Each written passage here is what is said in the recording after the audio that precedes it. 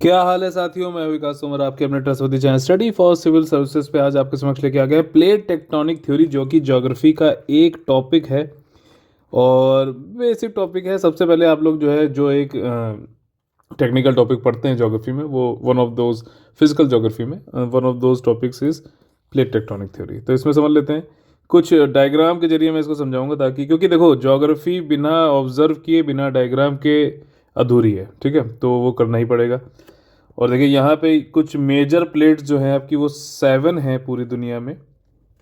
Pacific plate, north American, south American, African, Eurasian plate, Australian plate, Antarctica plate, ठीक है, ये हो गई 7। इसके बाद कई सारी जो है माइनर प्लेट्स हैं, जैसे नाज़का हो गई, आपकी कोकोस प्लेट हो गई जहाँ पे डायरेक्शन दिखा रहा है, जुआन दे फुका प्लेट हो गई, इसकी लोकेशन देख लेना, करेबियन प्लेट, ठीक, तभी के लिए मैप का यूज़ कर रहे हैं ताकि एकदम दिमाग में छप जाए। फिलिपीने प्लेट हो गया, इंडियन प्लेट हो गया, ठीक।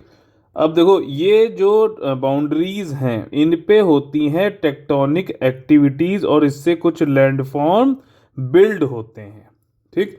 जो टेक्टोनिक प्लेट है, अब जैसे कि ये आपकी अटलांटिक ओशियन में है, तो यहाँ पे क्या है, ये दोनों प्लेट्स एक दूसरे से डाइवर्ज हो रही हैं।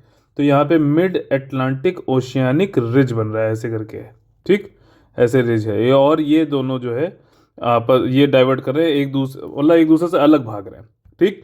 वहीं पे अगर ये कोलाइडिंग, एक तो बाउंड्री हो गई डाइवर्जिंग, यानी कि एक दूसरे से अलग जा रहे हैं। दूसरे का क्या होता है, कोलाइडिंग होता है, जैसे कि यूरेशियन प्लेट और ये आपका ये इंडियन प्लेट जो है ऐसे जा रहा है। इसीलिए दुनिया का सबसे ऊंची हिमालय जो पर्वत श्रृंखला है वो यहाँ पर है, और ये फोल्ड माउंटेन बनाती है दोनों आपस में एक दूसरे की तरफ। तो ये तो टेंशनल फोर्स्ड है और ये जो है कन्वर्जिंग फोर्स है, यहाँ पे कोलिजन हो रहा है, ठीक है, कोलाइड हो रही है। और ये फोल्ड माउंटेन ऐसे देखो, ऐसे ऐसे करके हो रहा है, दोनों ऊपर हो रहे हैं, तो ये बढ़ता जा रहा है और ऊपर जा रहा है लगातार। यूरो आपने सुना होगा माउंटेन जो है, हिमालयन रेंजेस जो है वो उठ रही है ऊपर अभी भी वर्टिकली, ठीक। तो ये बाउंड्री होती है। एक तीसरी टाइप की प्लेट होती है जिसमें वो है एक्चुअली डाइवर्जिंग वाले से रिलेटेड, ठीक, लेकिन उसमें क्या होता है, ये दो प्लेट जो है तो ये आपस में ऐसे ऐसे चलती हैं, ठीक। हमने 3 तरीके की देखो प्लेट के वो देखी मूवमेंट। एक हो गई ऐसे से आपस से एक दूसरे से दूर जा रही हैं, दूसरी हो गई एक दूसरे के पास आ रही हैं कन्वर्जिंग, और तीसरी क्या है कि एक दूसरे से रगड़ खा रही हैं ऐसे, ठीक है, मतलब स्लाइड पास्ट हो रही हैं एक दूसरे से। इसको बोलते हैं ट्रांसफॉर्म, आपका प्लेट ट्रांसफॉर्म जो है टेक्टोनिक बाउंड्री, ठीक, ये वाली बात है। इसको कंजर्वेटिव बाउंड्री भी कहते हैं। यूपीएससी या यूपीपीएससी में किसी भी एग्जाम में हो सकता है कि आयोग दूसरा नाम ले ले कंजर्वेटिव, तो आप वहाँ पे कर लेना। इसी तरीके से यहाँ पे जो है हम आगे एक दूसरी पिक्चर देखते हैं। अच्छा, यहाँ पे कई सारे हमने प्लेट बाउंड्री देखी, लेकिन उसमें क्या है आपका, चलिए इसको भी यहाँ से समझाते हैं। उसमें क्या है आपका कि कई बार ऐसा होता है कि आपका जो एक प्लेट है, अब आपस में इंटर टेक्टोनिक प्लेट बाउंड्री पे कुछ हो रहा है, तो वो तो अलग अलग प्लेट लड़ रही हैं ना यहाँ पे, या फिर इससे अलग हो रही हैं, तो कुछ हो रहा है।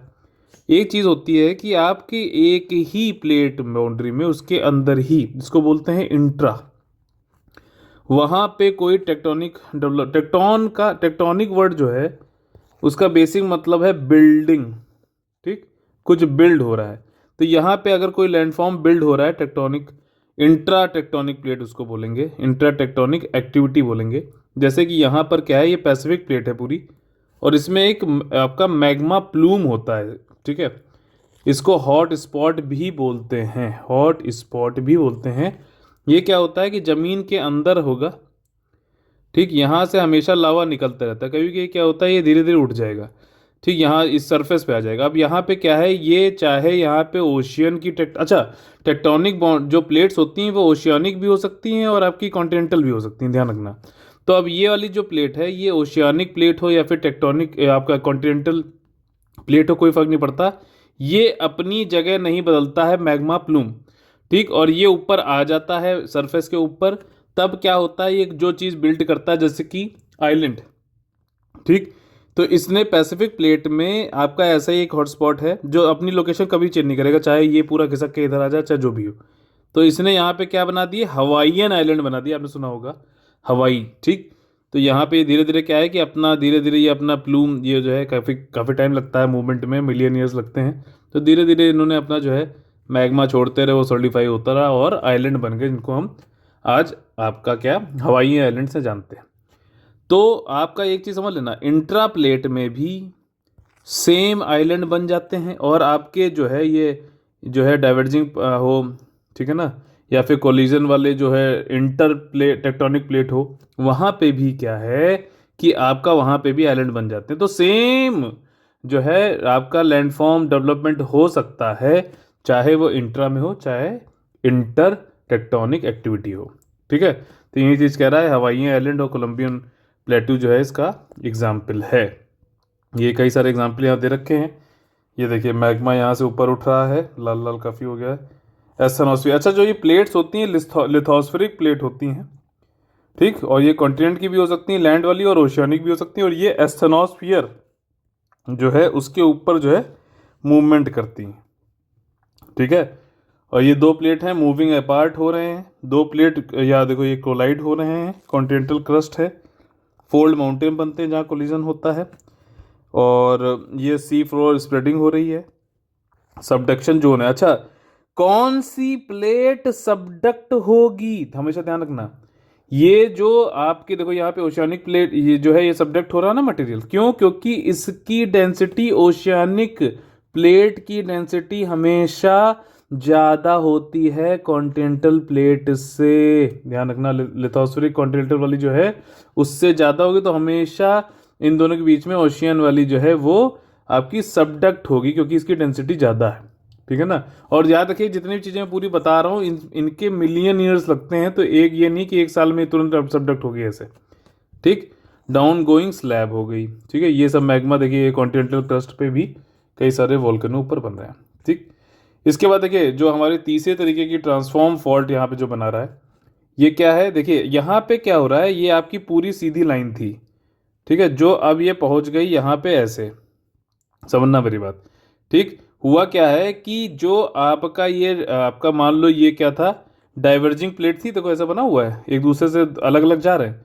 लेकिन क्या हुआ कि जब ये यहाँ पे ऐसे जा रहे थे, तो इस वाले एरिया की, ध्यान से देखना, बहुत इंपॉर्टेंट बता रहा हूँ कॉन्सेप्ट, इस वाले एरिया की जो स्पीड थी वो इस वाले एरिया से धीमे थी, तो ये आगे निकल गया। ये मान लीजिए 20 किलोमीटर प्रति घंटे से थी, इस एग्जाम्पल बता रहा हूँ खाली, डोंट टेक इट कि मतलब बिल्कुल हाँ यही है, ठीक है। और इसके बाद ये 20 थी और ये थी 5 किलोमीटर, तो ये धीमे रह गया, तो ये वाला जो था जो सीधे था ये यहाँ खिसक के पहुँच गया, और ये यहीं पे रह गया, ठीक। ये लोग पहले कभी इधर रहे होंगे यहाँ पे, ये समझ लो। तो ये यहाँ पे आ गया, और ये जो है इसी हिसाब से।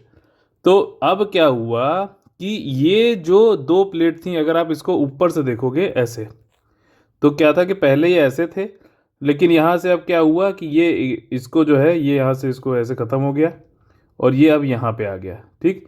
तो क्या हुआ, ये इधर खिसक गया और ये इधर, तो ये दो देख रहे हो एक दूसरे प्लेट जो टेक्टोनिक प्लेट थी उसी प्लेट में स्लाइड पास मूवमेंट हो रहा है, रगड़ खा रहे हैं एक दूसरे को। ये नहीं कर रहे हैं कि डायरेक्टली अपोज कर रहे हो, एक दूसरे से मिल रहे हो, कोलाइड कर रहे हो, या फिर डायरेक्टली टेंशनल फोर्स लग रहा हो अलग अलग डायरेक्शन में। तो इसको ये जो फॉल्ट बनता है इस वाले एरिया को बोलते हैं ट्रांसफॉर्म फॉल्ट। तो मुझे लगता है कि अब आपको ये समझ में आ गया होगा। बहुत ही ज़्यादा इंपॉर्टेंट है ये चीज़, बहुत मुश्किल से समझ में आती है, लेकिन अब डायग्राम से मेरे ख्याल से आपको बिल्कुल समझ में आएगा। फिर भी कोई डाउट रह गया हो तो जरूर पूछिएगा। जय हिंद, जय Bharat, all the very best है।